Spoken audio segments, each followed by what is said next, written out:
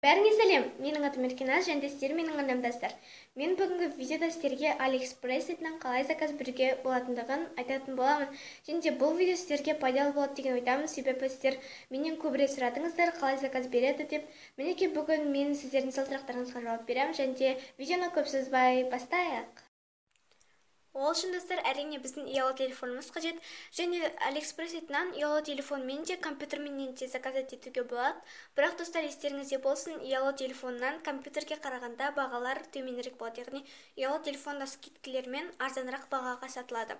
Және де ең алдымен біз AliExpress сайтынан кәдімгі Play Market'ен скачать етіп аламыз. Ол үшін жағына AliExpress деп жазамыз да, оны скачать етіп аламыз. Әрине скачать еткеннен кейін оған кіреміз. Осылайынан кіріледі. Және де видеодағыдай өзіңізге ыңғайлы почтаменен осыған кіресіз. Ход. И бұл жерде өзіңізге Facebook-пенен, сосын Google аккаунтыңызбен, сосын ВКонтактемен кіруіңізге болады. Мен ВКонтактемен кіремін, маған солай ыңғайлырақ. Осылайынан кіріледі.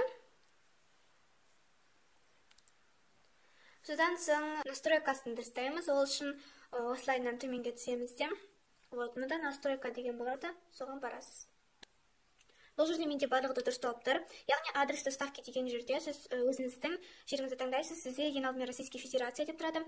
Бірақ сіз оны Российский Федерация емес, яғни сіз Қазақстанда тұрасыз, сол себептен Қазақстан деп өзгертесіз.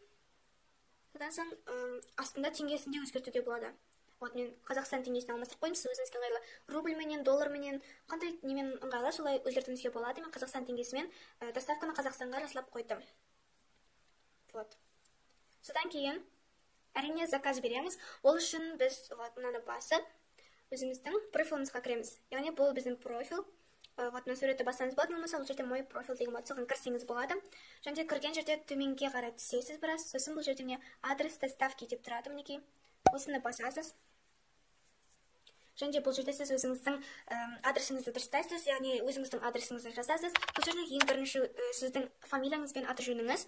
Мен атыңыз бен фамилия жөніңізді жазамыз. Сосын өзіңіздің көшеңізді жазасыз, яғни қай үйде тұратыныңызды, қай көшеде тұратыныңызды жазасыз. Содан кейін қала ма, аудан ба, ауыл ма, соны жазасыз. Содан кейін қай республикада тұрасыз, яғни Қазақстанда ма, қайда, Қазақстанда шығар, әрине, Қазақстанды таңдайсыз. Содан кейін өзіңіздің индекс номеріңізді жазасыз. Индекс номерді достар интернеттен табуыңызға болады, болмаса кәдімгі өзіңіз тұратын жердегі почтаға барып сұрасаңыз да болады. Содан кейінгі бесіншісі ол сіздің номеріңіз, яғни сіз өзіңіздің номеріңізді жазасыз. Болды. Осылайша сіз адресіңізді дұрыстайсыз. Және де адресті жазған уақытта мұқият болыңыз. Адрес жазғаннан кейін біз қандай затқа заказ беретінімізді ойланамыз. Яғни ол үшін біз мынаны басып главныйға өтеміз. Содан кейін мына поштке өзіміздің қалаған нәрсемізді жазамыз. Мен мысалы ретінде чехол дейін, сатылымнан бірақ чехол. Өзіңіз қалайсыз, қандай түрлері, өте көп түрлері бар. Қарасаңыз, әртүрлі сатушылардың заттары бар. Өте көп түрлері бар. Және де соның любой біреуін таңдайсыз. Мысалы өзіңізге ұнаған таңдайсыз.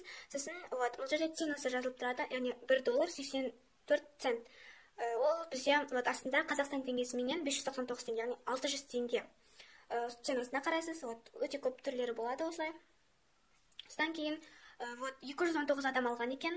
Қазақстанға бесплатный доставкасы бар. Еще бұл жерде купон, скидкілер де бар, өзіңіз қалапсаңыз. Сосын бұл жерде өзіңіз түсін, сетін бәрін таңдай аласыз. Содан кейін мына төменгі жағында недавний отзывы, яғни осы товарға деген адамдардың отзывтары, яғни жақсы, жаман осылардан айтады. Сосын осы отзывтарды қарайсыз, қанша адам сатып алғанын қарайсыз. Содан кейін доставкасын бәрін қарайсыз, если сізге бұл товар ұнаса, сіз оны сатып аласыз әрине. Ол үшін сіз купить сейчас дегенді басасыз. Содан кейін өзіңіздің қалаңыз бойынша әртүрлі түрлерін таңдайсыз. Мұнда өте көп выбор бар. Өзіңіз қалайсыз.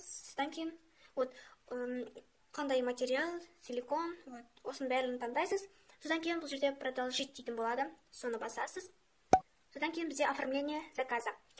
Бірінші жерде адрес доставки, яғни біздің тапсырыс беретін жеріміз, жаңағы жазғанымыз, біздің қай адрес жаздық соны.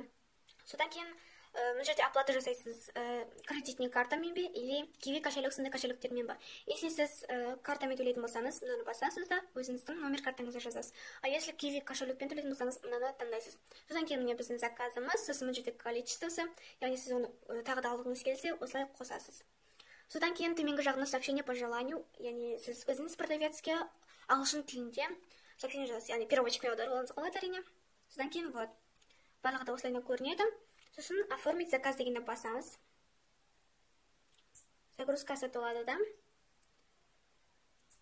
Содан кейін осындай жер шығады. Бұл жерден сіз Kiwi кошелектен төлейтін болсаңыз, Kiwi кошелекті таңдайсыз. Не болмаса кредитная картамен төлейтін болсаңыз, осыны таңдайсыз. Если сіз кредитный картамен төлейтін болсаңыз, онда бұл жерге аты жөніңізді, содан соң онда барлығын өзіңіз толтырасыз. Мен бірақ Kiwi кошелекпен төлеймін, сол себептен изменитті басып, Kiwi кошелек арқылы төлейтін боламын. Және бұл жерге өзіңіздің номеріңізді жазасыз.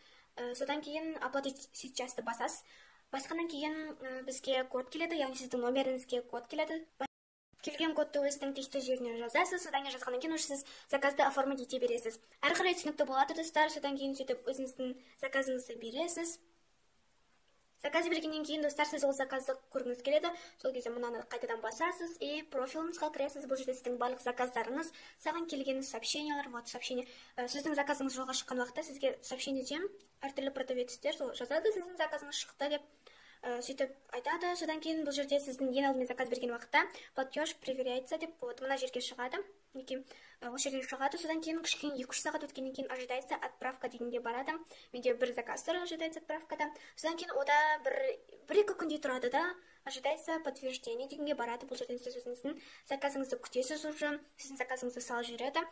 Сосын ол заказ бір кемде 1-2 ай ішінде келіп қалуы мүмкін. Әрине сіз Қытайдан алыс тұрсаңыз, онда сізге өте ұзақ уақыт бойы келеді. Ал кішкене жақынырақ тұрсаңыз, онда сізге тез келеді. Әрине ол өзінің уақытына қарай 1 ай, 2 ай көлемінде келеді. Даже тіпті көп болуы мүмкін или аз болуы мүмкін. Осылай достар, барлығы да түсінікті болды деп ойлаймын. Вот бұл жерде жаңа айтқандай, бұл жерде сіздің заказыңыз тексеріледі. Сол жерде уже сіздің заказыңызды жерге дайындалып тұрады. Сосын уже мына жаққа кеткен уақытта сіздің заказыңыз жолға шықты. Яғни ол діттеген жеріне қарай ұшып кетті самолеттен.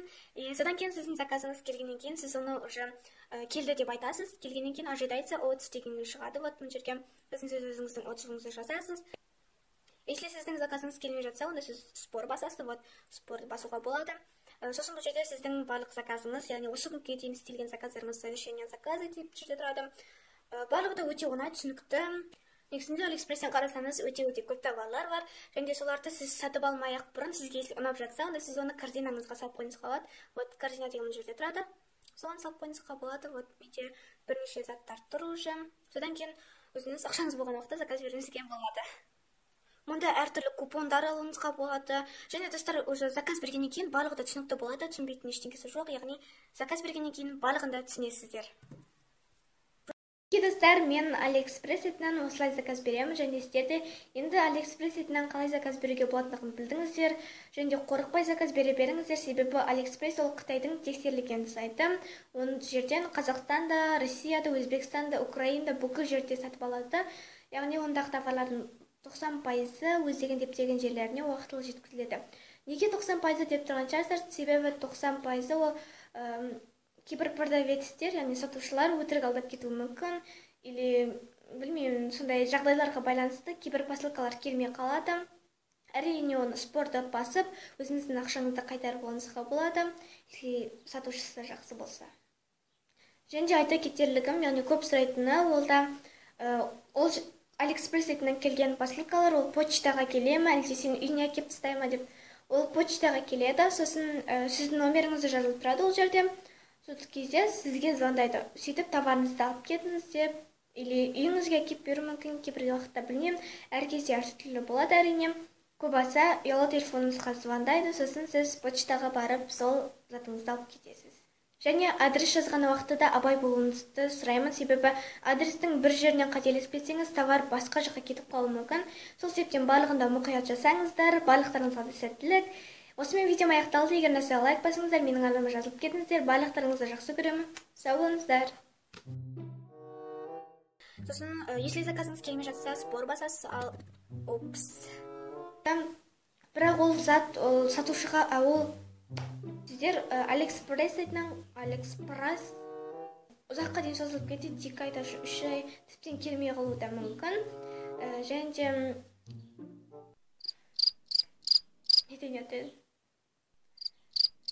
Алиэкспресс сайтынан қалай заказ беруге болатындығын білдіңіздер.